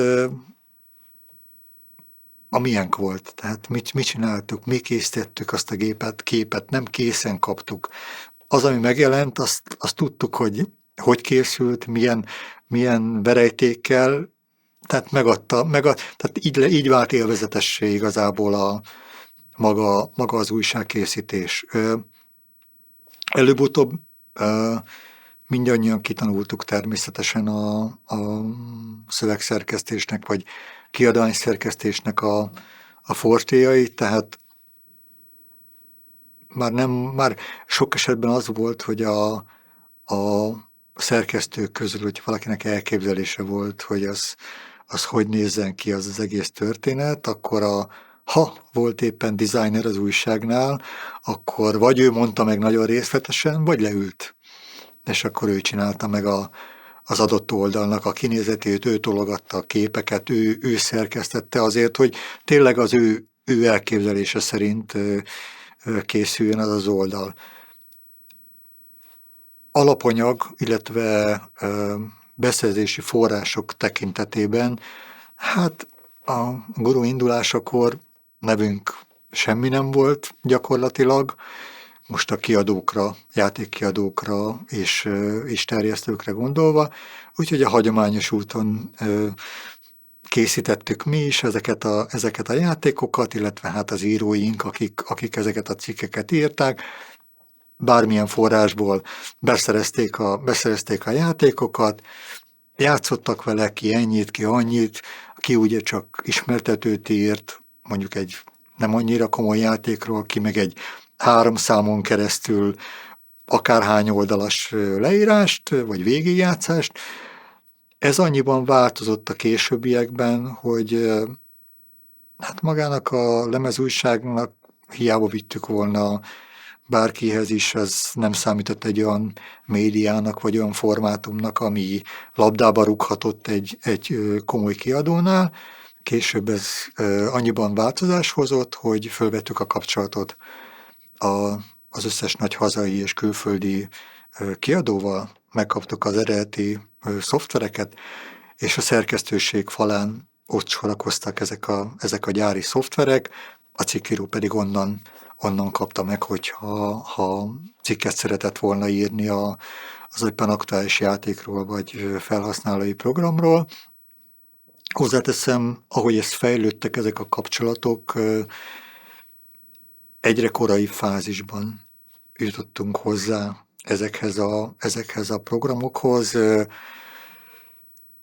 Ez az újságnak jót tett, mert tehát megjelenés előtt tudtunk írni a játékokról már nagyon sok esetben. Én úgy gondolom, hogy ez is hozzájárult értelemszerűen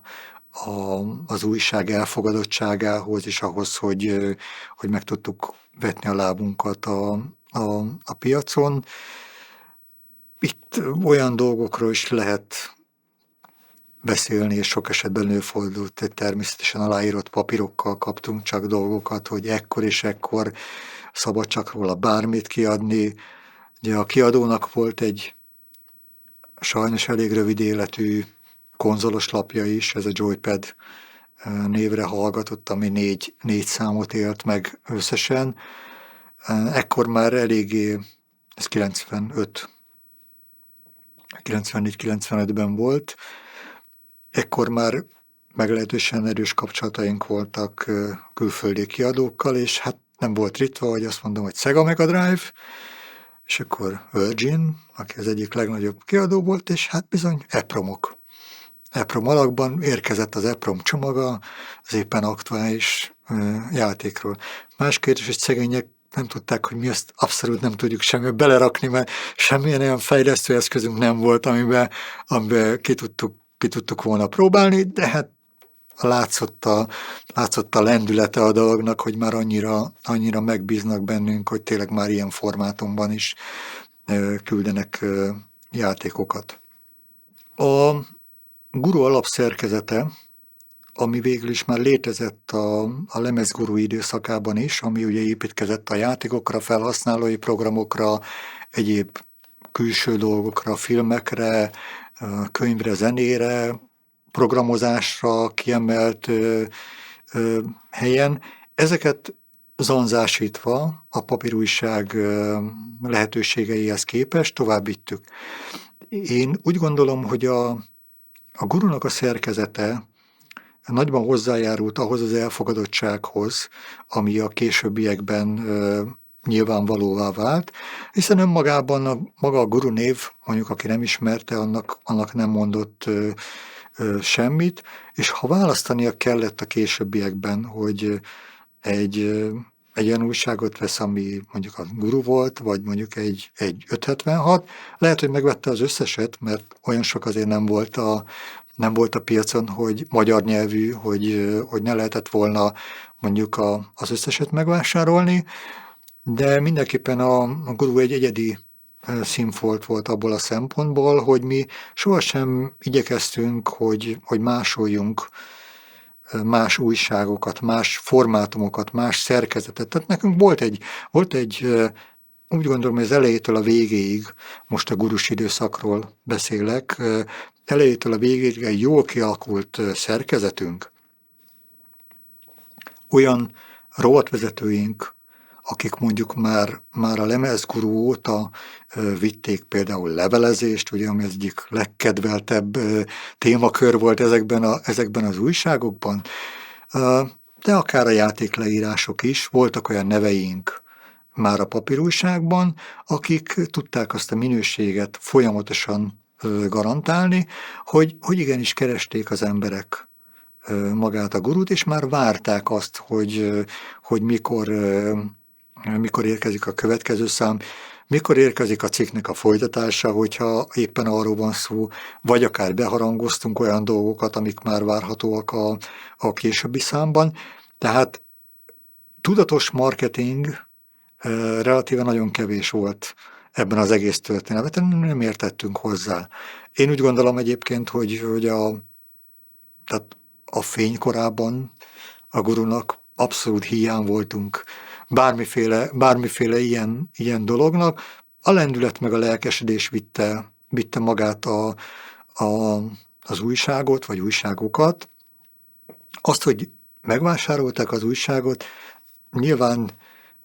aki velünk volt, és aki velünk kezdte, azt tudta, hogy mekkora munka. Egy átlag újságolvasónak ugyanolyan volt az újság, mint bármilyen más kiadvány, ami esetlegesen megkülönböztette, az tényleg az, hogy ezek az írók, látszott rajtuk esetleg az a fajta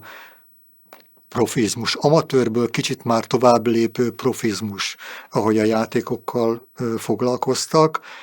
esetleg a hozzáértés, hogyha mondjuk a hardveres részt nézem, vagy a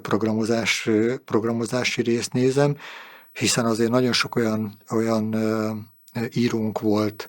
aki egyébként később bizonyítottan tovább lépett játékfejlesztés területére, vagy egyéb más területre, például akár marketing területre, tehát egyszerűen kineveltünk nagyon sok olyan embert az újságon keresztül, akik itt kezdték el a fejlődésüket, és itt lettek egyre jobbak. Maga az újság szerkezete más volt,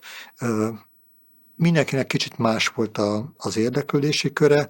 ami összekötött minket, az értelemszerűen az Amiga volt, mint kezdeti újság. Hát a PC-t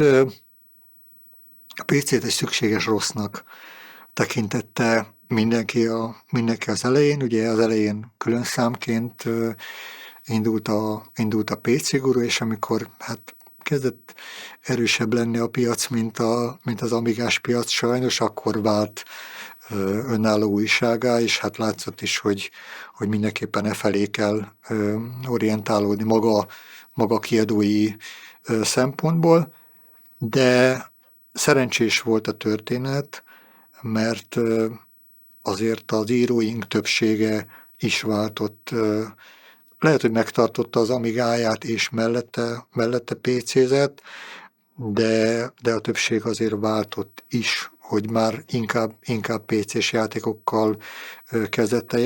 játszani. Nagyon egyszerű oka volt, arra jöttek ki a játékok, tehát Amigán kezdett egyre kevesebb értékelhető program lenni, egyre nehezebb volt megtölteni magának az újságnak a lapjait értelmes tartalommal. A PC-ből meg dömping volt, és hát nem utolsó sorban gombomot szaporodtak a PC-s számítástechnikai boltok, ami hát az elején mi is nehezen találtunk reklámozókat, partnereket az újságban, azért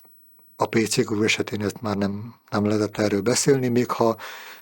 kis léptekkel is, de haladtunk előre. Amit érdemes mindenképpen megemlíteni, és ezt ha valaki végignézi a gurulapokat, vagy akár a PC Gurunak az elejét is, nagyon jól lenyomata a kornak, hogy hogyan készítettük mi ezeket a cikkeket, és miről szóltak ezek a cikkek. Most nem arról gondolok, hogy játékokról, mert nyilván az aktuális játékokról szóltak, hanem egy játékról sokféleképpen lehet írni. Tehát az egyik véglet az, amit mondjuk a mai újságírás követ, a most már nem létező játéklapok követték főleg az utóbbi időben, vagy utóbbi évtizedben, vagy évtizedekben, hogy inkább a személyes benyomást írják le a játékról, hogy én ezt láttam, azt láttam, ez tetszett, az nem tetszett, ehhez képest ilyen meg olyan, ilyen a grafika, olyan a grafika. Mi nem ezt csináltuk az elején. Tehát nagyon látszott a korlenyomat, hogy nem fértünk még hozzá semmi, sem a többség, sem szakirodalomhoz a játékokkal kapcsolatban, nem voltak kézikönyvek, hogy kell játszani a játékokkal. Alapkérdés, milyen gombkombinációkkal kell irányítani a játékot. Elővesz valaki egy 92-es gurút, nem azt mondom, hogy minden cikkben, de elég gyakran találkozik avval, hogy ebben a menüben ezt kell csinálni, ebben a gombbal azt kell csinálni, tehát mintha egy leírást adtunk volna a játéknak a kezeléséhez. Ugye egyik legkedveltebb formátum volt az újságnak a végigjátszás, ami nyilván már tettünk hozzá pluszt is abban, hogy végigjátszottuk a játékot, de szinte mindegyik cikkben felfedezhető az, hogy így vagy úgy kell kezelni a játékot. Hát nem volt, mindenki a másolt játékokkal játszott, jól vagy rosszul feltört játékokkal, nem volt hozzá semmilyen irodalom. Nem mondom, hogy ez rossz volt annak idején, erre volt szüksége az embereknek. Érezhető volt bennünk is az, hogy átalakult a lapnak a tartalma, főleg a játékokkal kapcsolatban, hogy egyre inkább a véleményformáló szerep felé tolódott el ez a nagyon száraz leírom, hogy most itt és itt ez található című produktum. Nyilván mi is fejlődtünk, fejlődött a környezetünk is. Nem gondolnám, hogy ez akkor rossz volt. Ezt így kellett csinálni, mi így tudtuk csinálni, erre volt fogadóközönség. A lemezguruknál és hát a papírújságnak az elején is viszont nagyon sokat számított maga a csokonai, abból a szempontból, hogy egy azonnali visszacsatolás volt. Jöttek az emberek, és azt mondták, hogy hát figyelj, ez tök jó volt ez a cikk, és ilyenből kéne még sokat csinálni, vagy hát ez hülyeség volt, ez a leírás, és ezt a cikkírót, azt felejtsétek el. Tehát nagyon sok olyan volt a viszony, nem egy nagy kiadó kiadott egy produktumot, akár most a lemezről beszélünk, akár a papírújságról, hogy ott nem lehetett appellálta, hogy most ez jó vagy nem jó, maximum olvasói levelet lehetett írni, hogyha valakinek valami nagyon nem tetszett. Itt meg odajöttek az emberek, és azt mondták, hogy te figyelj, ez tök jó volt. Följöttek, és azt mondták, hogy én tudnék erről a játékról, mert még játszottam, és érdekel. Hát persze, írjad, és akkor így alakult a kezdeteken ez az egész történet. Ez a fajta visszacsatolás és őszinte visszacsatolás, én úgy gondolom, nagyon sokat számított magában a gurunak a történetében, hiszen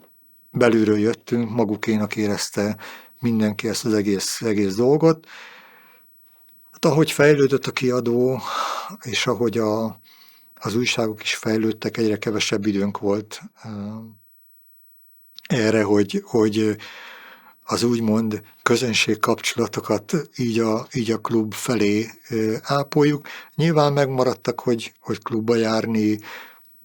partira járni, egyéb helyekre, de hogy az Amiga kikopott a köztudatból, a játékokból, és hát az egész közösségből,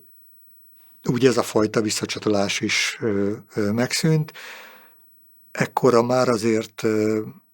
voltak egyéb más források is, hiszen mondjuk úgy, hogy befutott az újság, vagy befutottak az újságok, tehát voltak más lehetőségeink arra, hogy mit és hogyan készítsünk, tehát mit és hogyan csináljunk a lapokban, mit igényel, úgymond az olvasóközönség. Kezdetektől fogva már a lemezújságnál főleg, de hát azért a papírújságnál is azért problémát jelentett, hogy az író közösségünk, az a csapat,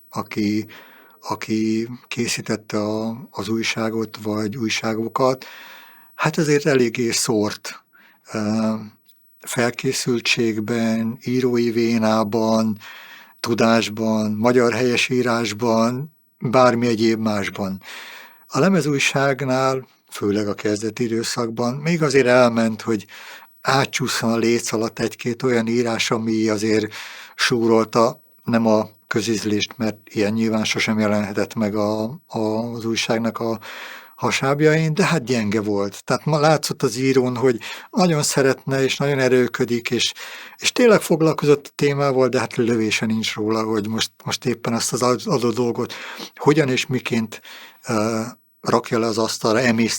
emészthető formában is, és nem is az, hogy emészthető formában, hanem élvezetes formában. Hát volt pár ember, akinek meg lett mondva sajnos az elején, hogy köszönjük szépen, de hát ez így nem működik. Később is voltak azért ilyen emberek, hiszen mindig is voltak új próbálkozók, még a papírújság időszakában is bőven, akik szerettek volna írni az újságban. Sosem zárkóztunk el ezelől, és mindig is voltak új fiatalok és új tehetségek az újság hasábjain, sőt, én úgy gondolom, hogy büszkék is lehetünk arra, hogyha valaki végignézi, hogy a magyar számítástechnikai lapok, akár papírújságok, akár az újkori történelemben, ugye a digitális sajtó, mondjuk weboldalak tekintetében hány olyan név van, aki annak idején valamelyik gurulapnál kezdett akár cikkíróként, és utána lett ennek vagy annak a lapnak a főszerkesztője, alapított új újságot. Ugye mi kineveltünk elég sok konkurenciát magunknak az évek során. Ez egy természetes folyamat, én úgy gondolom, ebben nincsen semmiféle probléma, és senkire nem lehet haragudni azért, mert akár önálló lapot szeretett volna alapítani. Hát ők voltak a jobbak, akik csatlakoztak hozzánk. Akadtak más cikkírók, akik megelégedtek avval, és ők is nagyon jók voltak, hogy tényleg publikálni tudtak az újságnak a hasábjain. Hát a rosszak meg sajnos el lettek tanácsolva. Az elején nem is igazán volt korrektúra. Tehát nyilván beleolvastunk, hogy mit ír a delikvens az éppen az adott témáról,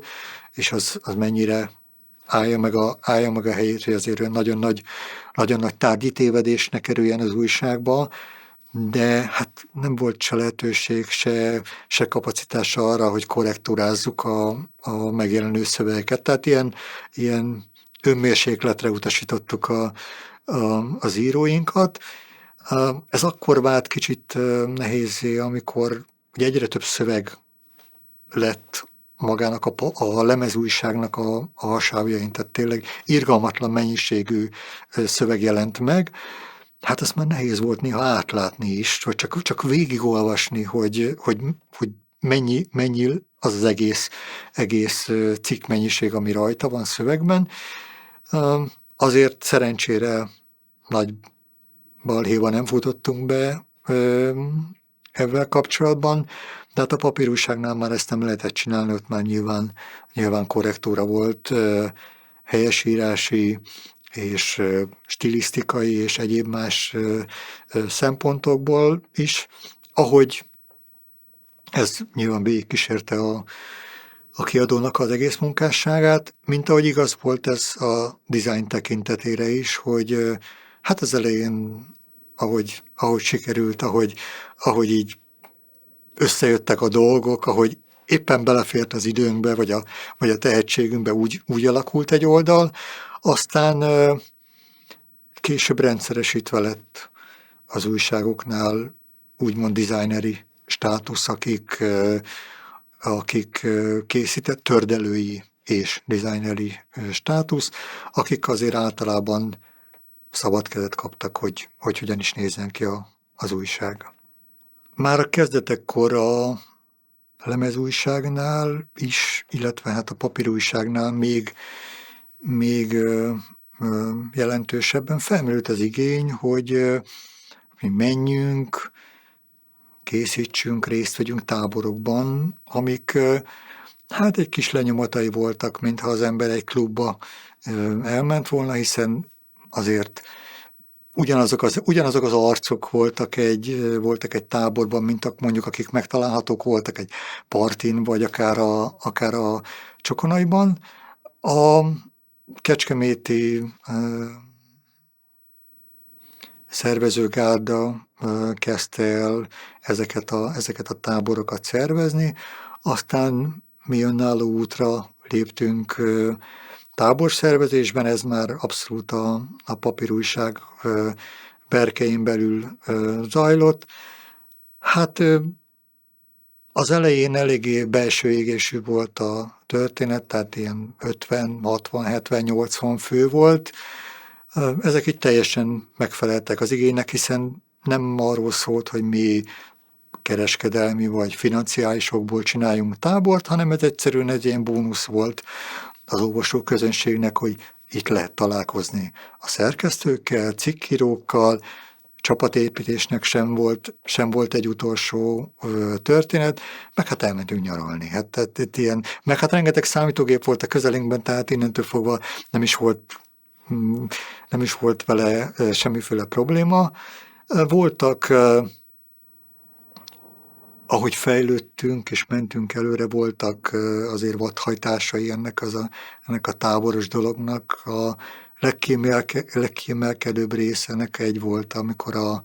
Valhalla Páholy volt egyik legnagyobb ilyen magyar könyvkiadó fantasy sci-fi könyvekben, és akkor hát itt összefonódás volt a tulajdonosi részről, és elhatároztuk, hogy csináljunk közös tábort. Ez volt Velencén, és voltunk 400-an, és ez már ilyen kezelhetetlen volt, tehát amikor lepedőbe öltözött fakardos valhallások rohangáltak ott a számítógép között, és állandóan balhé volt, akkor az már úgy nem volt annyira jó, tehát akkor már visszatértünk inkább a saját szervezésű és csak kizárólag számítógépes táborokhoz. Nyilván ezek nagyon jó élmények voltak, és nagyon, nagyon sok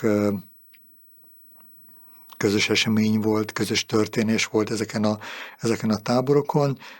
Ez is hozzátartozott ahhoz, hogy aki gurusnak mondta magát, és úgy igazán tartozott a gurus belső körhöz, mert mindig volt egy belső kör, meg egy külső kör az újság körül. Hát a belső körösöknek egyértelmű volt, hogy ott kell lenni a táborokba is, mint ahogy például be kell járni a szerkesztőségbe is. Tehát nálunk a szerkesztőség az sohasem ilyen csokornyakendős urak üldögélnek a számítógép elől, hanem elszórva a pizzadarabok, mondjuk az van más szerkesztőségbe is, de ide mindenki bejárt, aki csak élt és mozgott, és nagyon komoly embermennyiség volt ez, mert azért egyszer talán végeztem egy fejszámolást ilyen téren, hogy úgy hány ember az, aki a külső körben hozzátartozik a csapathoz, és ilyen 90-100 ember jött ki, tehát ugye elég széles volt az, aki kismértékben, nagymértékben nyilván nem egyeztek, hogy ki mennyire kapcsolódott az újság készítéséhez, illetve a szerkesztőségi folyamathoz, tehát azért az irgalmatlan embermennyiség volt, akit le kellett kezelni néha mindenféle szempontból. Hát a belső kör mindig úgy nézett ki, hogy a belső kör állt egy mondjuk 10-20 főből, és nekik mindig emberekhez kötődtek ezek az ismerettségek, tehát sose az volt, hogy azt mondjuk én, mint főszerkesztő kellett 90 embert glédában állítani, és mindenkinek koordinálni, hogy éppen mit csinál, hát az lehetetlenség lett volna. Tehát itt is azok azok a fajta ismerettségek, amik már az elején kialakultak akár, illetve hogy mindenki egy területhez kapcsolódott, és egy terület érdekelte, tehát játékok, felhasználói programok, egyéb más dolgok, ezek hozták az ismerettségeket, és onnan tudták irányítani mondjuk akár a saját embereiket. Hát mondjuk ez egy tipikus szerkesztőségi felállásnak felel meg, de hát tanulni ezt mi nem tanultuk sohasem. Tehát abszolút önszervező volt az egész történet. Maga a belső kör is mindig jelentősen alakult, tehát az elején inkább ugye egyenrangú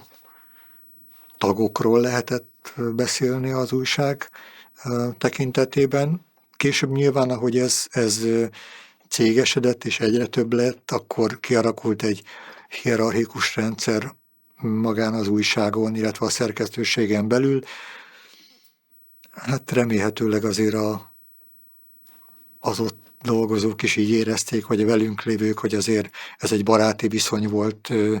végig, tehát nem egy feljebb. Nyilván valakinek dönteni kellett bizonyos kérdésekben, akár financiális, akár szerkesztőségi kérdésekben, nem lehetett mindenben egyenrangúnak lenni, de amikor mondjuk komoly dizájnváltás jött, vagy komoly változás jött a lap életében, új lapot indítottunk, vagy átalakítottunk egy régit, vagy megvágtuk egy lapnak a méretét kényszerűségből, akkor azért igyekeztem mindig a többiekkel együtt csinálni ezt az egész történetet. Ez jó vagy rosszul sikerült, hát ezt így utólag nyilván csak saját szemszögből lehet elmondani. Gurutáborok, illetve az előzménytáborok, amik még nem guru néven futottak, általában nagyon kis részről szóltak arról, hogy másoljunk programokat, vagy ki milyen új dolgokkal érkezett oda. Ez egy együttlétről szólt, ahol nyilván játszottunk, és nyilván másolgattunk programokat is, de a fő csapás irány az volt, hogy kitaláljunk különféle fánkompókat, elmenjünk a strandra együtt strandolni, meghallgassuk az éppen aktuális vendégművésznek az előadását, ugye mindig igyekeztünk valami neves személyiséget, anyagi kereteinkhez mérten neves személyiséget, humoristát mondjuk lehívni ezekbe a táborokba. Éles István volt, vagy Lárpullár tagjaiból esetleg egy-két ember, Doláksali Róbert volt az, aki konkrétan ellen volt. Ezek mind ilyen csapatépítő dolgok voltak, a sörözgetéstől elkezdve a cukrászatba menésig, tehát nem a számítógép egy kellék volt, ami gurutábornak hívták, vagy számítógépes tábornak hívták, ahova lejöttek a közös érdeklődésű emberek azért, mert ismerték ezt a programot, meg ezt használták, és ilyen gépük volt, de ez csak egy kötődési pont volt, tehát igazából a lényeg nem maga a gép volt, és nem feltétlenül az Amiga volt, hanem inkább már itt az emberi oldal felé tolódott el. Kicsit erősebben azt gondolom, mint ahogy például egy klubba lementek az emberek, mint ahogy egy partira lementek az emberek, mert ott azért mégiscsak inkább a programok, vagy a parti programokhoz kapcsoló, demókhoz kapcsoló, vagy intrókhoz kapcsolódó rendezvényei voltak a fő csapásirány. Itt maga a tábor volt a csapásirány, az, hogy együtt lehetünk, akár együtt találhatunk ki különböző dolgokat, játszottunk, néztünk videót, vagy néztünk bármilyen egyéb más dolgot a számítógépen, előbb Amigán, aztán utána hát sajnos PC-n, de igazából maga az együttlét, ez körülbelül egy hét együttlét volt a lényeg, kisebb-nagyobb balhékkal tarkítva, mert hát az mindig volt ezekben a táborokban, de hát az elfogyasztott szesz mennyisége bizonyos embereknél egyenes arányban állt a balhéknak a számával. Hozzátartozói voltak ezeknek nem arról volt híres a tábor, hogy mindig balhé lett volna, de hát mint ahogy volt partin is balhé, itt is voltak emberek, akik néha azért túlmutattak azon a dolgon, ahogy és amint kellett csinálni a dolgokat. A kezdő felhasználóként nem annyira éreztem még a csapatteremtő mi volt át magának a Csokonainak, illetve akár ezeknek a partiknak, de az Amiga fejlődésével, illetve avval, hogy én is beljebb kerültem ebben a körben, egyre nagyobb rálátásom lett arra, hogy kik alkotják gyakorlatilag azt a felhasználói bázist, aki lejön egy Csokonaiba, elmegy egy partira. Ezek az emberek akkor még azon kívül, hogy nyilván XY-nak voltak a barátai, vagy egy bizonyos körhöz, vagy csapathoz, vagy demo gruphoz tartoztak, ők is egy userek voltak, tehát abszolút nem volt senki nagy ember ebből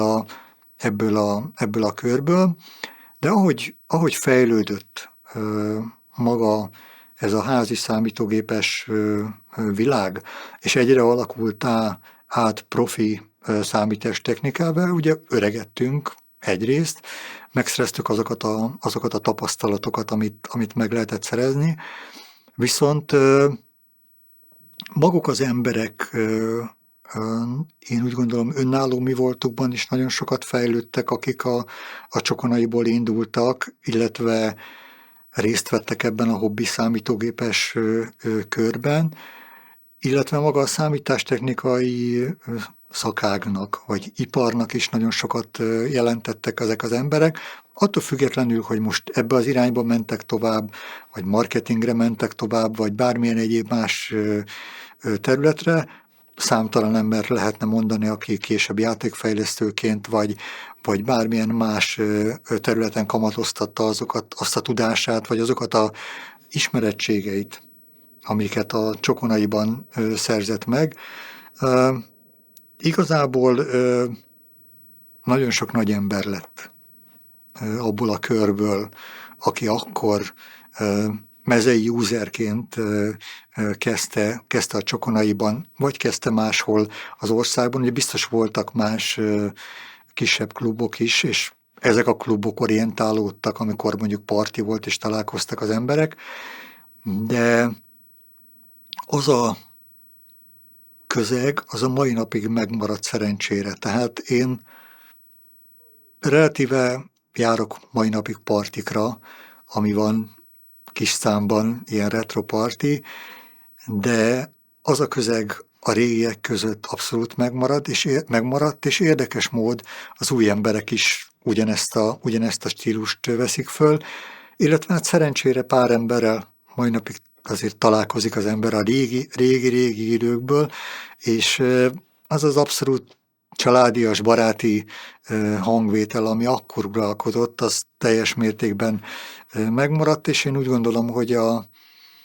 az idő elsimította azokat a felületi feszültségeket is, amik voltak annak idején, mert hát kényszerűségből biztos, hogy születtek ilyen feszültségek emberek között. Ma már mindenki úgy tekint vissza erre a korra, hogy az aranykor, ugye, amit a Csokonai fém jelez mindenféle szempontból, és mi ennek részesei voltunk, ennek az egész történetnek, és szerintem mindenki úgy gondol vissza, hogy aki ott kis ideig, nagy ideig ellen volt a Csokonaiban, akár csak másolt, vagy ő adott programokat bárkinek, vagy ő hozta le a programokat, akkor is úgy gondol erre a Csokonai időszakra, hogy ez így megalapozta az életét. Tehát lehet, hogy teljesen más irányba ment tovább, de szerintem az Amiga szeretete, és magának a mikroszámítógépnek a szeretete az megmaradt bennünk teljes mértékben. és hát igyekszünk is ki a maga habitusában és lehetőségeihez képest át is adni ezt a szeretetet a fiatalabb nemzedéknek. Szerencse, hogy vannak olyanok, akik érdeklődnek a retro iránt, a Commodore iránt, az Amiga iránt, vagy ne nevesítsük bármilyen más mikroszámítógép iránt, és vannak szerencsére egyre többen, akik túllépve azon a user státuszon, hogy csak használni akarják, meg is akarják érteni ezeket a mikroszámítógépeket. Volt egy nagyon jó jellemző mondat egyébként a mikroszámítógépben, amit mi egyrészt egymásnak mondogattunk, másrészt így is volt végül is, és ez volt az igazság, hogy mi nem használtuk ezeket a gépeket, meg bármilyen mérvvel kapcsolatban volt, és rondos szóval fogom mondani, nem csináltuk. Tehát olyan kevés volt maga az információ forrás, ami rendelkezésre állt, hogy mi benne éltünk, tehát még nekünk csinálnunk kellett, nem csak userek voltunk, akik berakták a lemezt és használni kellett, hanem meg kellett érteni, hogy hogyan is történnek a dolgok. Ugye hát aki mondjuk PC-n egy DOS prompt előtt kezdte az életét, az tudja, hogy miről van szó nagyjából. Hát az Amigánál ugyanez volt. Hát kellett tudni, hogy legalább alapszinten, hogy hogyan működnek a dolgok, hogyha valaki bármit is akart csinálni ezzel a dologgal, vagy játékokkal, vagy programokkal, hát nyilván volt, akit ez nem érdekelt, de a többséget az érdekelte, és ezért volt az, hogy aki lejárt a Csokonaiba, ők alkottak egy olyan kört, ahol ez az információ áramlás abszolút jól működött, és tudás megosztás jól működött. Én úgy gondolom, hogy nem csak Amiga specifikusan, vagy Commodore specifikusan, vagy Sinclair specifikusan, hanem maga a számítástechnikával kapcsolatban. Hiszen aki az alapjait ott elsajátította ennek az egész számítástechnikának, utána annak nem lehettek problémái, hogyha ezen a vonalon ment tovább, és emberileg mindenképpen megalapozta az a baráti viszony, ami ott kialakult, az, hogy utána máshogy menjen tovább, és akár mondjuk egy játékfejlesztő stúdióban ne tekintse egy ilyen szigorú, hierarchikus dolognak az egész történetet, hanem abszolút könnyeden be tudjon csatlakozni, hiszen ő már előtte kódolt demókat, meg intrót, vagy rajzolt grafikát, ugye egy dologhoz tudta, hogy mi egy csapatban lenni, mi az egy klubba járni, hát egy játékfejlesztő stúdió is most akárhogy vesszük egy csapat, ahol nyilván vannak döntéshozók, de végül is vannak egy csapat munkaként kell elvégezni a feladatot, és erre a Csokonai nagyon-nagyon jó kezdés volt mindenkinek. A guru fejlődésében mindig is nagyon nagy szerepe volt annak, hogy kik és hogyan készítették az újságot, tehát maguknak az alapító tagoknak, ha mondjuk a papírújságról beszélünk, illetve hát a lemezújságról, illetve a cikkírói körnek rettenetesen nagy szerepe volt a lapok készítésében. Az ő tudásuk, odaadásuk nélkül nem jutottunk volna semmire. Ez kizárólag csapatmunkában volt elképzelhető. Amikor találkozom manapság valakivel, és azt mondja, hogy én mit csináltam annak idején a guruban, akkor mindig kénytelen vagyok kijavítani, hogy ezt a gurusok csinálták együtt. Tehát az egész csapat csinálta. Ez nem egyes emberekről szólt, hanem arról a tímről, akit ténylegesen guru tímnek hívtak is annak idején.